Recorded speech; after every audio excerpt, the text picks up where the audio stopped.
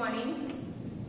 હવે આપણે જોઈ રહ્યા છે ચેપ્ટર નંબર 5 સજીવનો પાયાનો એકમ, જેને આપણે કહીએ છીએ કોષ. એ કોષમાં આપણે આગળ ઘણી બધી અંગિકાઓ જોઈ ગયા છીએ અને એમાં આપણે પટલમય અંગિકાઓ જોઈ હતી, જેમાં હતું કોષ કેન્દ્ર, અંતઃકોષ રસજાળ, ગોલ્ગી કાય વગેરે. આપણે ઘણી બધી અંગિકાઓ જોઈ. હવે આપણે જે અંગિકા જોવાની છે એ અંગિકા પણ પટલમય અંગિકા જ છે, જેનું નામ છે રસધાની. હવે અહીંયા લખ્યું છે રસધાનીઓ, કારણ કે કોષની અંદર ઘણી બધી સંખ્યામાં એ જોવા મળે છે. હવે આ જે રસધાનીઓ છે એ ચોક્કસ રીતે વનસ્પતિ કોષમાં ખાસ જોવા મળે છે અને વનસ્પતિ કોષમાં જે છે એ મોટી જોવા મળે છે. પણ આ રસધાની એટલે શું? તો અહીંયા તમને જોવા મળે છે કે ઘન કે પ્રવાહી પદાર્થનો સંગ્રહ કરતી કોથળી જેવી જે રચના છે, ઘન કે પ્રવાહી પદાર્થનો સંગ્રહ કરતી કોથળી જેવી જે રચના જોવા મળે છે એને કહેવામાં આવે છે રસધાની. અથવા તો એને આપણે એવું પણ કહી શકીએ કે કોષ રસ સિવાયનો કોષનો ભાગ, કોષ રસ સિવાયનો કોષની અંદર આવેલો ભાગ એને કહેવામાં આવે છે રસધાની. હવે આ રસધાની છે એ પ્રાણી કોષોમાં પણ જોવા મળે છે. કેટલાક પ્રાણી કોષોમાં જોવા મળે છે કે જે ખૂબ જ નાની હોય છે અને ઓછી સંખ્યામાં જોવા મળે છે. જ્યારે વનસ્પતિ કોષો છે એમાં ઘણી મોટી રસધાની જોવા મળે છે અને આ જે રસધાની છે એટલી મોટી હોય છે કે કોષોમાં કેન્દ્રસ્થ ભાગે એટલે કે વચ્ચે હોય ત્યારે એના બધા જ દ્રવ્યો, જે વનસ્પતિ કોષ છે એની અંદર જે કંઈ પણ દ્રવ્ય આવેલું છે, જેમ કે બીજી બધી અંગિકાઓ છે, એ બીજી બધી અંગિકાઓને સાઈડમાં કરી દે છે અને વચ્ચે એક મોટી રસધાની છે અને એટલો બધો મોટો ભાગ રોકે છે, લગભગ 50 થી 90% જેટલો ભાગ એ રોકી લે છે. એટલે વિચારો કે 50 થી 90% કોષનો ભાગ ખાલી એકની રસધાનીએ રોકી લીધો તો આજુબાજુ જે અંગિકાઓ જે છે એને ઘણો ઓછો ભાગ મળે છે. હવે આ જે છે એ પટલ ધરાવે છે. હમણાં જ મેં કીધું કે જે રસધાનીઓ છે એ પટલમય અંગિકાઓ છે, એ પટલ ધરાવે છે અને પટલ ધરાવે છે એટલે એના પટલને આપણે કહીએ છીએ રસધાની પટલ. રસધાની પટલ, એને બીજું નામ ટોનોપ્લાસ્ટ તરીકે પણ ઓળખવામાં આવે છે. તો એ જે પટલ ધરાવે એને કહેવાય રસધાની પટલ અને એને કહેવામાં આવે છે ટોનોપ્લાસ્ટ. હવે આ જે રસધાનીઓ છે એ પણ જુદા જુદા પ્રકારની જોવા મળે છે. હવે જુદા જુદા પ્રકારની રસધાનીઓ જોઈએ એ પહેલા આપણે રસધાની ક્યાં હોય છે અને કેવી રીતે આવેલી હોય છે એ થોડું વનસ્પતિ કોષમાં આપણે જોઈ લઈએ. તો અહીંયા આગળ તમે જુઓ, આપણે એક કોષ દોરીએ છે, વનસ્પતિ કોષ. તમે બધા જ જાણો છો કે વનસ્પતિ કોષ જે છે એમાં બાઉન્ડ્રી પર બે વસ્તુ આવેલી છે. એક છે કોષ રસ પટલ, આ જે મેં દોર્યું છે એ છે કોષ રસ પટલ, અને એની બહાર આવેલી છે કોષ દિવાલ. તો આ છે કોષ રસ પટલ અને એની બહારની સાઈડે આવેલી હોય છે, અહીંયા આગળ આપણે દોરીએ કોષ દિવાલ. તો આ થઈ ગઈ આપણી કોષ દિવાલ કે જે વનસ્પતિ કોષને પ્રાણી કોષથી અલગ કરવામાં સૌથી અગત્યનો ભાગ ભજવે છે. કોષ દિવાલ. હવે આની અંદર બધી અંગિકાઓ આવેલી છે. પહેલું તો સૌથી પહેલા તો અંદર કોષ રસ આવેલો હોય, કોષ રસ. અને જો પ્રાણી કોષ હશે તો કોષ કેન્દ્ર વચ્ચે હશે અને નાની નાની રસધાનીઓ હશે. પણ અહીંયા વાળી રસધાની ઘણી મોટી હોય છે, લગભગ 50 થી 90% જેટલો ભાગ રોકે છે. એટલે અહીંયા તમે જોઈ શકો છો કે આખા કોષમાં તમને ખાલી રસધાની જોવા મળે અને બીજા બધા જે અંગો છે, બીજી બધી જે અંગિકાઓ છે, જેમ કે અહીંયા તમે જોશો કોષ કેન્દ્ર. કોષ કેન્દ્ર બિચારું સાઈડમાં આવી ગયું કારણ કે એની જગ્યા જ નથી બધી વચ્ચે. બીજું અંદર હોય છે અંતઃકોષ રસજાળ, એ પણ સાઈડમાં જોવા મળે છે. કણાભસૂત્રો એ પણ સાઈડમાં આવી ગયા. રિબોસોમ્સ, આવી ઘણી બધી અંગિકાઓ, ગોલ્ગી કાય છે, આવી ઘણી બધી અંગિકાઓ એ સાઈડમાં નથી ગઈ અને વચ્ચે આવી ગઈ માત્ર રસધાની. હવે અહીં આપણે લખી દઈએ કે બહાર શું હતું? વનસ્પતિ કોષ છે એટલે બહાર સૌથી પહેલું આવે કોષ દિવાલ, જે સેલ્યુલોઝની બનેલી હોય છે. એના પછી અંદર જે આવ્યું એને કહેવાય કોષ રસ પટલ. અને આ કોષ રસ પટલ છે એ કોષ રસને બાંધી રાખે છે અને આ કોષ રસને બાંધી રાખે એની અંદર જે અંગિકાઓ આવેલી છે એમાં સૌથી મોટી અંગિકા અહીંયા આગળ તમને જોવા મળે સ્પેશિયલી વનસ્પતિ કોષમાં તો એ છે રસધાની. પહેલા નાની નાની રસધાનીઓ હોય જેમ પ્રાણી કોષમાં હોય છે એમ જેમ જેમ વનસ્પતિ મોટી થતી જાય તેમ તેમ એ નાની નાની રસધાનીઓ છે એ ભેગી થતી જાય ફ્યુઝ થતી જાય અને પછી એક મોટી રસધાની જોવા મળે છે. હવે આ મોટી રસધાની છે એમાં શું હોય છે એની વાત કરીએ આપણે. તો રસધાનીની અંદર મોટા ભાગે પાણી હોય છે અને એની અંદર ઓગળેલા દ્રવ્ય જોવા મળે છે. આ જે છે પટલ એની વાત કરીએ તો એને કહેવાય રસધાની પટલ અથવા તો ટોનોપ્લાસ્ટ એવું આપણે કહીએ છીએ. રસધાની પટલ અથવા તો ટોનોપ્લાસ્ટ. આ જે પટલ છે અને આ જે રસધાની છે એ શું કામ કરે છે તો કોષને કોષીય દ્રવ્યો દ્વારા આસુરતા અને બરડતા આપે છે. જે કોષ છે વનસ્પતિનો એ ફૂલેલો ફૂલેલો જોવા મળે છે કારણ કે એની અંદર ઘણું બધું પાણી છે. એટલા માટે આપણે કહી શકીએ કે કોષને આસુરતા આપે છે અને એને મજબૂત બનાવવામાં અગત્યનો ભાગ ભજવે છે. બીજું એની અંદર ઘણા બધા દ્રવ્યોનો સંગ્રહ થયેલો હોય છે. કયા કયા દ્રવ્યોની આપણે વાત કરીએ તો એમિનો એસિડ્સ હોય છે, શર્કરા હોય છે, કાર્બનિક એસિડ હોય છે અને કેટલાક પ્રોટીન્સ એની અંદર આવેલા હોય છે. તો આ બધા જ દ્રવ્યો આની અંદર આવેલા હોય છે. ઘણા બધા દ્રવ્યો જેમ કે પ્રોટીન્સ, એમિનો એસિડ્સ,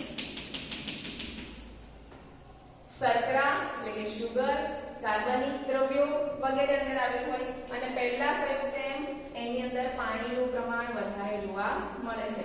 હવે આપણે એક આની ખાસિયત છે કે આની અંદર પાણીનું પ્રમાણ વધારે છે અને એટલા માટે અહીંયા આશ્રુતિની ઘટના જોવા મળે.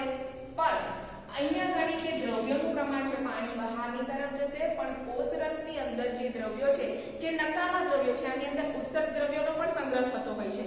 તો કોષ રસમાં જે કંઈ પણ પ્રક્રિયા થઈ એ પ્રક્રિયાઓ દ્વારા જે ઉત્સર્ગ દ્રવ્યો ઉત્પન્ન થયા એ ઉત્સર્ગ દ્રવ્યો હવે આની અંદર જશે, રસધાનીની અંદર જશે.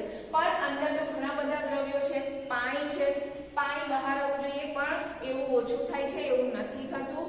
અથવા તો અહીંયા ઘણી જે ઉત્સર્ગ દ્રવ્યો છે અંદર ગયા એ સંકેન્દ્રણ ઢોળાંશની વિરુદ્ધ જતા હોય છે. બરાબર. તો આશ્રુતિ દબાવ દ્વારા કોષની અંદર દબાણ વધે છે. આ કોષની અંદરનું જે દબાણ હોય એ આશ્રુતિ દ્વારા અંદર વધે છે. ઢોળાંશની વિરુદ્ધ અંદરની તરફ દ્રવ્યો જાય છે અને આ જે છે એ એક સંગ્રહ કરતી કોથળીનું કામ કરે છે. હવે આપણે આગળ જોઈએ જુદી જુદી રસધાનીઓ. તો અહીંયા આગળ તમે જોઈ શકો છો કે જુદી જુદી રસધાનીઓમાં પહેલું છે ધાની રસ ધરાવતી રસધાની. હવે ધાની રસની આપણે વાત કરી દીધી કે આની અંદર જે પાણી છે અને પાણીની અંદર ઓગળેલા દ્રવ્યો છે એને સમૂહમાં આપણે કહીએ તો એને કહેવાય ધાની રસ. રસધાનીમાં જોવા મળતો રસ એટલે એને કહેવાય ધાની રસ. અને ધાની રસમાં શું હોય છે તો પાણી હોય છે, દ્રાવ્ય પદાર્થો હોય છે, એ સિવાય એની અંદર સ્ત્રાવી પદાર્થો હોય છે જે કોષોની અંદર બીજી અંગિકાઓ છે એમણે સ્ત્રાવ કરેલા હોય છે અને ઉત્સર્ગ દ્રવ્યો આવેલા હોય છે. આ થઈ એક ધાની રસ ધરાવતી રસધાની. બીજું છે આકુંચક રસધાની. તમે કદાચ શબ્દ સાંભળ્યો હોય તો બીજી છે આકુંચક રસધાની. આ આકુંચક રસધાની છે એ નીચલી કક્ષાના પ્રાણીઓમાં જોવા મળે છે. એટલે કે તમે અહીંયા જોઈ શકો છો અમીબા જેવા જે એક કોષીય સજીવો છે એમાં આ જોવા મળે છે. તો એક કોષીય સજીવોમાં એ મુખ્યત્વે કયું કામ કરે છે તો ઉત્સર્ગ દ્રવ્યોને બહાર કાઢવાનું કામ કરે છે. અહીંયા તમે જોઈ શકો તો અમીબાનો આમ તો કોઈ આકાર હોતો જ નથી પણ આવો કંઈક અમીબા છે. આ એની અંદર કોષ કેન્દ્ર છે, આ બધો કોષ રસ છે. હવે આની અંદર ઉત્પન્ન થાય છે નાની નાની રસધાનીઓ અને આ રસધાનીઓની અંદર જે કોષે પ્રોસેસ કરેલી હોય છે એ પ્રક્રિયા દ્વારા રાસાયણિક પ્રક્રિયા દ્વારા જે ઉત્સર્ગ દ્રવ્યો ઉત્પન્ન કર્યા એ ઉત્સર્ગ દ્રવ્યો આની અંદર ભેગા થાય છે એટલા માટે આવી રસધાનીઓને આપણે કહીએ છીએ આકુંચક રસધાનીઓ, જે પછી થોડા સમય પછી કોષરસ પટલ પાસે આવી અને ફાટે છે અને ઉસર્ગ દ્રવ્યોનો બહાર ત્યાગ કરે છે. ત્રીજા નંબરે આપણે જોઈએ અન્નધાની. અન્નધાનીમાં પણ એક કોષીય સજીવોમાં તમે જોઈ શકો છો અન્નધાની, એમાં પણ આપણે જોઈએ અમીબા. અન્નધાની એટલા માટે કે એની અંદર ખોરાકના કણ આવેલા હોય છે. અમીબામાં તમે જોશો તો અમીબા જ્યારે પણ ખોરાકનો કણ દેખાય ત્યારે એની આજુબાજુ જાય, એના જે ખોટા પગ છે એ ઉત્પન્ન કરે, જે તમે આગળના ધોરણમાં શીખશો. હવે આ જે ખોટા પગ છે એ આગળ લંબાવે અને પછી ધીમે ધીમે એ ભેગા થઈ જાય અને હવે જે ધાની બની એને કહેવામાં આવે છે અન્નધાની, કે જેની અંદર આવેલો હોય છે ખોરાકનો કણ. અને આ ખોરાકનો કણ જે હોય એની અંદર આ ધાનીમાં લાઇસોસોમ્સ પણ આવેલા હોય છે અને એ લાઇસોસોમ્સ હવે ખોરાકના કણનું પાચન કરે છે. તો આ રીતે આપણે જોઈ અન્નધાની. અને છેલ્લે આપણે જોઈએ વાયુધાની. વાયુ એટલે હવા.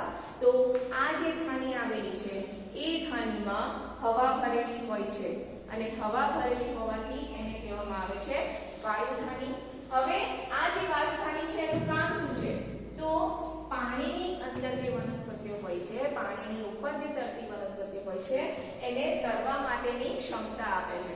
ઉપર તરવા માટેની ક્ષમતા આપે છે કારણ કે એના કોષમાં હવા ભરેલી વાયુધાનીઓ આવેલી હોય છે. એટલે એ તમને જોવા મળશે નીલ હરિત લીલ અથવા તો પાણીમાં જે કોઈ પણ વનસ્પતિઓ આવેલી છે એમાં તમને વાયુધાની ખાસ કરીને જોવા મળે છે. હવે આ રસધાની પટલની આપણે વાત કરી હતી. એ રસધાની પટલ જે છે એને આપણે પસંદગીમાન પ્રવેશશીલ પટલ પણ કહી શકીએ, કારણ કે તે કોઈ પણ દ્રવ્યને અંદર નથી આવવા દેતું કે બહાર નથી જવા દેતું. એને જે કામનું છે અથવા તો એને જે લાગે છે કે અંદર આવવા દેવા જેવું છે એવા જ દ્રવ્યની અંદર આવવા દે છે. એટલે કે કોષમાંના દ્રવ્યો છે એ ક્યાં ગયા? રસધાનીમાં. કોષમાંથી જે ઉત્સર્ગ દ્રવ્યો કે જે બીજા દ્રવ્યો હતા એ અંદર રસધાનીમાં ગયા. હવે રસધાનીમાંથી અહીંયા તમે જોઈ શકો છો કે રસધાનીમાં જે કામના દ્રવ્યો હવે નથી રહ્યા એનું શું થાય? તો રસધાનીના જે દ્રવ્યો હોય એ કોષની બહાર જાય. એટલે બંને વસ્તુ થઈ. કોષમાંથી રસધાનીમાં પણ દ્રવ્ય જાય છે અને રસધાની દ્વારા કોષની બહાર ઉત્સર્ગ દ્રવ્યનો ત્યાગ કરવામાં આવે છે. એટલે અહીંયા તમે બે વસ્તુ જુઓ, કોષની બહાર જાય અને કોષ રસધાનીની અંદર આવે. કેટલીક રસધાનીઓ જે છે એ ઉત્સર્ગ દ્રવ્યોનો સંગ્રહ પણ કરે છે. તો આ હતી રસધાની. તો આપણે હમણાં જોઈ રસધાની. અને રસધાની જોઈ એટલે ત્યાં આગળ આપણે જેટલી પણ અંગિકાઓ જોઈ એ બધી પટલમય અંગિકાઓ હતી અને પટલમય અંગિકાઓ અહીંયા આગળ પૂરી થાય છે. હવે આપણે એક અંગિકા એવી જોવાની છે કે જેમાં પટલ નથી આવેલું, એટલે કે પટલ વિહીન અંગિકા છે. અને એ એક અંગિકા છે પટલ વિહીન, જેને આપણે કહીએ છીએ રિબોસોમ્સ, જે દરેક જગ્યાએ તમને જોવા મળતી હતી. એ આદિકોષ કેન્દ્રીય કોષમાં પણ હોય અને સુકોષ કેન્દ્રીય કોષમાં પણ જોવા મળે છે, કારણ કે એ સૌથી નાની છે અને એની પર કોઈ જ પટલ આવેલું નથી. તો આ જે રિબોસોમ્સ છે એ પહેલા ક્લોડેનાઇટના વૈજ્ઞાનિકે જોયું હતું અને ક્લોડેનાઇટના વૈજ્ઞાનિકે જ્યારે એને જોઈ ત્યારે એનું નામ આપ્યું હતું માઇક્રોઝોમ્સ.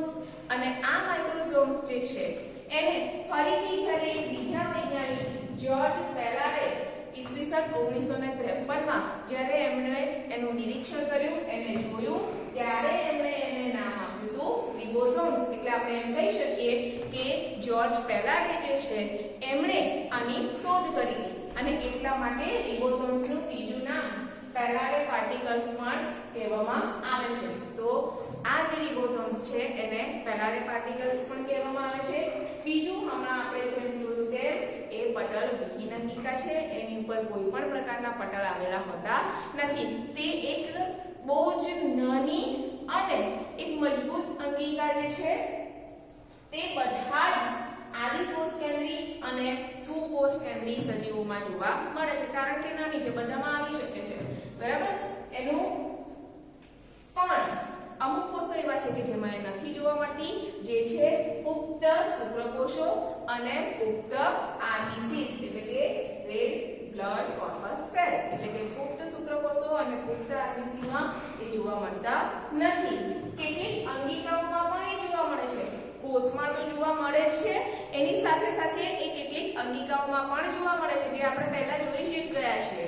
જેમ કે એ જોવા મળે છે કર્ણકસૂત્રમાં. કર્ણકસૂત્રને અંદર પોતાના રિબોસોમ્સ હોય છે. અને બીજું જોવા મળે છે રંજક કણોમાં. અને રંજક કણોમાં આપણે જોયું તો હરિતકણ જે છે એ પોતાના રિબોસોમ્સ ધરાવે છે. એટલે કે અંગિકાઓમાં પણ બે અંગિકા કર્ણકસૂત્ર અને રંજક કણોમાં એ જોવા મળે છે. બીજે ક્યાં જોવા મળે છે તો મુખ્યત્વે એ બે જગ્યાએ જોવા મળે છે. એક એ મુક્ત રિબોસોમ્સ તરીકે કોષરસમાં જોવા મળે છે. કોષરસમાં મુક્ત રીતે તરતા હોય છે, ગમે ત્યાં આપણને જોવા મળે છે, બરાબર. અને એ કોષરસમાં તરતા જે છે એ સિવાય બીજા આવેલા છે પટલીય જોડાણયુક્ત રિબોસોમ્સ એટલે કે પટલ સાથે જોડાયેલા રિબોસોમ્સ. અને પટલ સાથે જોડાયેલા રિબોસોમ્સ છે એ તમને ખબર છે કે ક્યાં જોડાયેલા છે. આપણે પહેલા ભણી ગયા છીએ કે કોષ કેન્દ્ર પટલ અને અંતઃકોષરસ જાળ ઉપર રિબોસોમ્સ જોવા મળે છે. એ એના પટલ સાથે જોડાયેલા હોય છે. તો આ જે રિબોસોમ્સ છે એ કેવા દેખાય છે એની વાત કરીએ. રિબોસોમ્સ આમ તો બહુ જ નાની અંગિકા છે, પણ એ પેટા એકમ ધરાવે છે. નાની હોવા છતાં એ બે ભાગમાં વિભાજિત છે, પેટા એકમ ધરાવે છે. અને એ પેટા એકમમાં એક જે છે એ નાનો ભાગ છે અને બીજો જે છે એ આવો મોટો ભાગ ધરાવે છે. જુદા જુદા આકારના રિબોસોમ્સ તમને જોવા મળે, પણ એ બધા જ રિબોસોમ્સમાં આ કોમન વસ્તુ જોવા મળે છે. અહીંયા આગળ એક જે છે પેટા એકમ એ નાનો છે એટલે આને કહેવાય નાનો પેટા એકમ, અને બીજો જે છે એ મોટો છે એટલે એને કહેવાય મોટો પેટા એકમ. આ જે રિબોસોમ્સ છે એને જ્યારે સેન્ટ્રીફ્યુગેશન કરીએ છીએ ત્યારે એ જુદી જુદી રીતે એ સેન્ટ્રીફ્યુગ થાય છે એટલે કે નીચે બેસે છે. એ તમારે આગલા ધોરણમાં ભણવાનું આવશે. અત્યારે આપણે ખાલી એટલું ધ્યાન રાખીએ કે આ જે છે એના પાછા નંબર્સ હોય છે એ હોય છે 70s અથવા તો 80s, બરાબર. આ 70s જે છે એ આદિ કોષ કેન્દ્રીમાં જોવા મળે છે. 70s જે છે એ આદિ કોષ કેન્દ્રી કોષમાં જોવા મળે છે. એ નાના છે એટલા માટે. અને જે 80s છે એ જોવા મળે છે સુકોષ કેન્દ્રી સજીવોમાં. તો આ નાનો એકમ જે છે એ 50s અને 30s અથવા તો 40s પ્રમાણે જોવા મળે છે. તો આ રીતે આપણે જોઈ ગયા કે રિબોસોમ્સ બે પેટા એકમો ધરાવે છે. એક નાનો પેટા એકમ અને બીજો મોટો પેટા એકમ કે જે જુદી જુદી રીતે એકમો ધરાવે છે. હવે આનું મુખ્ય કામ આપણે જોઈએ.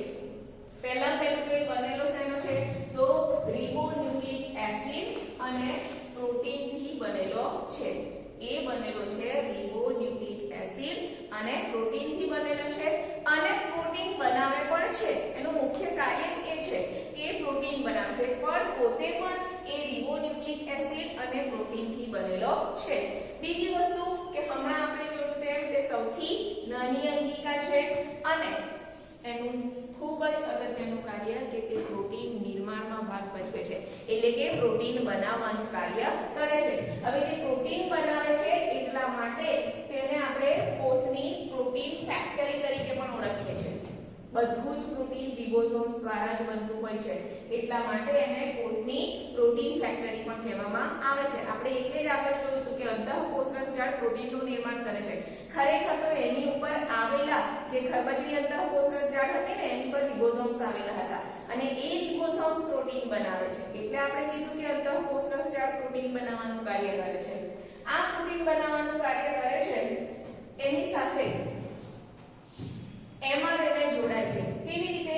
તો અહીંયા ગાડી સમજો કે આ એક mRNA છે અને એ mRNA સાથે ઘણા બધા રિબોસોમ્સ જોડાય છે અને એ રિબોસોમ્સ એક સાથે જોડાય અને પછી એમિનો એસિડ્સને કોષરસમાંથી લઈ આવે છે અને એની સાથે જોડાતા એક લાંબી શૃંખલા બનાવે છે અને એ લાંબી શૃંખલા જે છે એ પછી છેલ્લે પ્રોટીન તરીકે કાર્ય કરે છે અને આ જે છે આ શૃંખલાને આપણે પ્રાથમિક કક્ષાએ જોઈએ તો એને પોલીરિબોસોમ અથવા તો પોલીસોમ તરીકે ઓળખવામાં આવે છે. હવે આ જે છે મોટા પેટા એકમ એ પ્રોટીન સંશ્લેષણ માટે અહીંયા પ્રોટીન સંશ્લેષણ થયું ને તો એ પ્રોટીન સંશ્લેષણ માટે જે બોન્ડ બનાવવાના હોય પેપ્ટાઇડ બોન્ડ એ બનાવે છે. અહીંયા જોડાવાનું કાર્ય એ જોડાવા માટે પેપ્ટાઇડ બોન્ડ જરૂરી છે એ મોટા એકમ બનાવે છે. અહીંયા ગાડી રિબોસોમ્સ પર સંશ્લેષણ થયા બાદ આ જે પ્રોટીન બની ગયું એને કહેવાય પ્રોટીન સંશ્લેષણ. તો નાના પેટા એકમો હતા એ એમઆરએનએ સાથે જોડવાનું કામ કરે અને મોટા પેટા એકમો છે એ પેપ્ટાઇડ બોન્ડ બનાવે અને છેલ્લે આપણે બની ગયું પ્રોટીન અને આ પ્રોટીન છેલ્લે બન્યા પછી કોષ રસમાં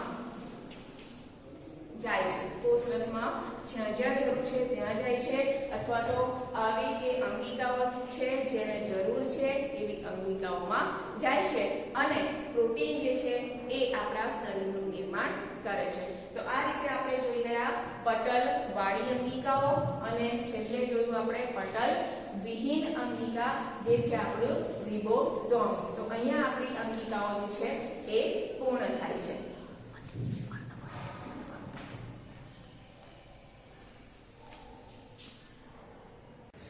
ઓકે, ગુડ મોર્નિંગ.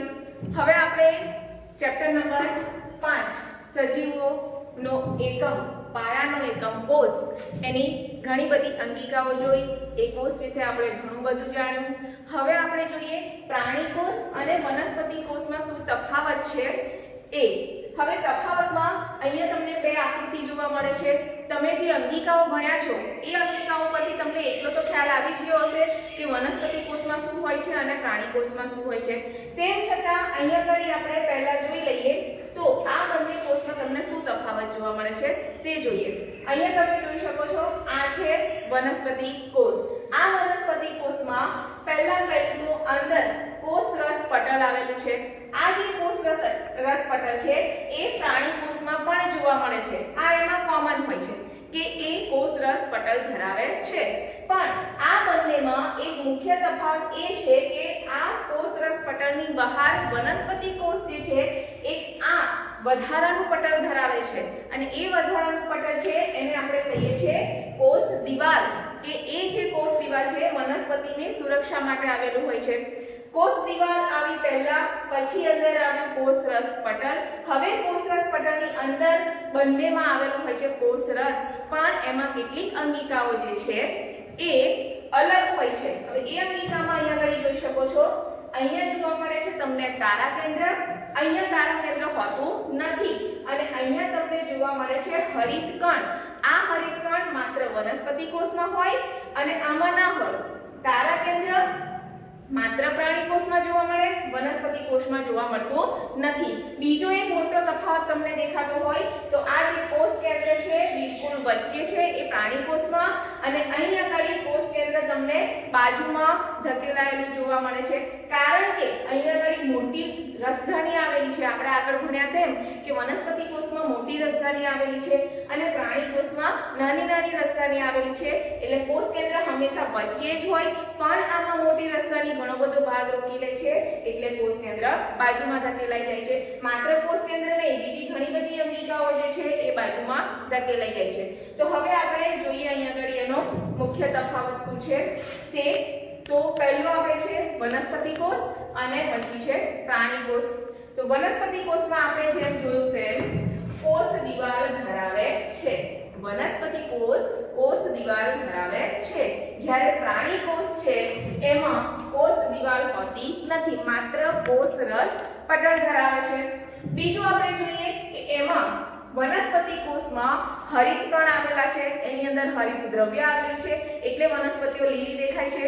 એ ઉપરાંત એની અંદર બીજા કેટલાક રંજક દ્રવ્યો પણ હોય છે જેના કારણે એના જે ફૂલ છે આપણને રંગબેરંગી જોવા મળે છે, એના ફળનો કલર જોવા મળે છે. એવો કોઈ જ કલર અહીંયા આગળ પ્રાણી કોષમાં જોવા મળતો નથી કારણ કે એમાં હરિત કણ કે બીજા કોઈ પણ પ્રકારના રંજક દ્રવ્યો હાજર હોતા નથી. હવે આપણે બીજી અંગિકાની વાત કરીએ તો ગોલ્ગી કાય જે છે એ વનસ્પતિમાં હોય છે ખરી, પણ સુવિકસિત નથી હોતી, એટલા માટે એને આપણે કહીએ છીએ ડિક્ટિયોઝોમ્સ. વનસ્પતિમાં એને આપણે કહીએ છીએ ડિક્ટિયોઝોમ્સ, કારણ કે એ સંપૂર્ણપણે વિકસિત થયેલી હોતી નથી. જ્યારે આપણે પ્રાણી કોષમાં જોયું હતું કે ગોલ્ગી સંકુલ હોય છે, આખી ગોલ્ગી કાય જે છે એ સુવિકસિત હોય છે અને ઘણા બધા કાર્ય કરે છે. હવે આપણે જોઈએ કોષ કેન્દ્ર જે છે એ રસધાનીના કારણે પરિઘ તરફ ધકેલાઈ જાય છે. હમણાં આપણે જે આકૃતિમાં જોયું કે સાઈડમાં ખસી ગયું હતું ને, તો એ પરિઘ તરફ ધકેલાઈ જાય છે. જ્યારે પ્રાણી કોષ છે એમાં સામાન્ય રીતે કોષ કેન્દ્ર કેન્દ્રસ્થ હોય છે, એટલે કે બિલકુલ વચ્ચે જોવા મળે છે. બીજું, વનસ્પતિ કોષમાં અન્નધાની કે આકુંચક રસધાની જોવા મળતી નથી. જ્યારે પ્રાણી કોષ છે એમાં અન્નધાની કે આકુંચક રસધાની જોવા મળે છે. આપણે આગળ જ ભણ્યા કે એક કોષીય સજીવો છે જેમ કે અમીબા, એ પોતાના ઉત્સર્ગ દ્રવ્યોનો નિકાલ કરવા માટે આકુંચક રસધાની ધરાવે છે અને ખોરાકનું ગ્રહણ કરવા માટે, ખોરાકનું પાચન કરવા માટે એ અન્નધાની જેવી રચના ધરાવે છે. તો આ રચના જે છે એને આપણે કહીએ છીએ અન્નધાની અથવા તો આકુંચક રસધાની. વનસ્પતિઓમાં વાયુધાની જેવી ધાની જોવા મળે છે. હવે આપણે વાત કરીએ તારા કેન્દ્રની સૌથી અગત્યની અંગિકા કે જે આ બંને તફાવત વધારે સ્પષ્ટ કરી શકે. તો વનસ્પતિ કોષમાં તારા કેન્દ્ર અથવા તો તારાકાય જેવી કોઈ પણ રચના હોતી નથી, એમાં એ ગેરહાજર હોય છે. જ્યારે પ્રાણી કોષ છે એમાં તારા કેન્દ્ર કે તારાકાય હાજર હોય છે અને આ તારા કેન્દ્ર છે એ કોષ વિભાજન વખતે ખૂબ જ અગત્યનો ભાગ ભજવે છે. કેવી રીતે આપણે જોઈએ તો કોષ વિભાજન દરમિયાન અહીંયા આગળ આપણે જોયું કે તારાકાય નથી, એટલા માટે એ એનેસ્ટ્રલ ત્રાક બનાવે છે, એટલે કે જે તારાકાય વગર ત્રાક બને છે એને આપણે કહીએ છીએ એનેસ્ટ્રલ ત્રાક. એટલે આ જે છે કોષ વિભાજનમાં તકતી બને છે, એમાં કોઈ જ દોરી જેવી રચના બનતી નથી અને અહીંયા આગળ કોષ વિભાજન થઈ ગયું કોષ તકતી પદ્ધતિથી. હવે આપણે પ્રાણી કોષમાં જોઈએ તો પ્રાણી કોષમાં તારા કેન્દ્ર કે તારાકાય હાજર હતું, એટલા માટે અહીંયા તારાકાય આ રીતે હોય છે હાજર અને એ પછી આવી રીતે નાના નાના તંતુઓ જેવી રચના એ બનાવે છે અને આ તંતુઓ જેવી રચના જે છે એ પછી રંગસૂત્રો જે છે એની સાથે બંધાય છે અને રંગસૂત્રોને એકબીજાથી દૂર લઈ જાય છે અને જ્યારે કોષ બને ત્યારે એક બાજુનું જે છે એ એક કોષમાં અને બીજી બાજુનું છે એ બીજા કોષમાં રંગસૂત્રોને લઈ જાય છે. તો કોષ વિભાજન દરમિયાન એ એમ્ફીએસ્ટ્રલ ત્રાક બનાવે છે, એટલે કે તંતુઓ બનાવીને એ ત્રાક બનાવે છે અને ત્રાક દ્વારા એ કોષનું વિભાજન કરે છે. તો કોષ વિભાજન જે છે એ સંકોચન કે ખાંચ દ્વારા થતું જોવા મળે છે, જે તમે આગળના ધોરણોમાં ભણશો કે કેવી રીતે કોષની અંદર બળથી ખાંચ ઉત્પન્ન થાય અને પછી ધીમે ધીમે કોષ જે છે એ વિભાજિત થાય. તો મિત્રો આપણે જોઈ લીધું આખું ચેપ્ટર નંબર 5, ખૂબ જ અગત્યનું, જેને આપણે બેઝિક કહી શકીએ. આપણા જે વિજ્ઞાન છે જીવ વિજ્ઞાન એનો પાયો આપણે કહી શકીએ કોષ. કેમ કે તમને જો કોષ આવડશે તો એની ઉપરથી બનતા સજીવો જે છે એના વિશે તમે ડિટેલથી ભણી શકશો. તો ધ્યાન રાખજો, આ જે ચેપ્ટર છે એ જીવ વિજ્ઞાનનું પહેલું પગથિયું છે અને એ તમારે સમજવું ખૂબ જ જરૂરી છે. આની ઉપરથી જ તમારે હવેનું જે ચેપ્ટર આવશે જેમાં પેશી બને છે, જો તમને કોષ આવડતા હશે તો જ તમને આગળ પેશીની રચના આવડશે. તો ખૂબ જ ધ્યાનથી આ ચેપ્ટર છે એને લર્ન કરજો, ભણજો, એની નોટ્સ બનાવજો અને એની પીડીએફ બનાવીને તમારે મને મોકલવાની છે. આખા ચેપ્ટરની પીડીએફ તમારે બનાવવાની છે, જેથી તમે સારી રીતે વાંચી શકો અને મારી પાસે પણ એનો રેકોર્ડ રહી શકે.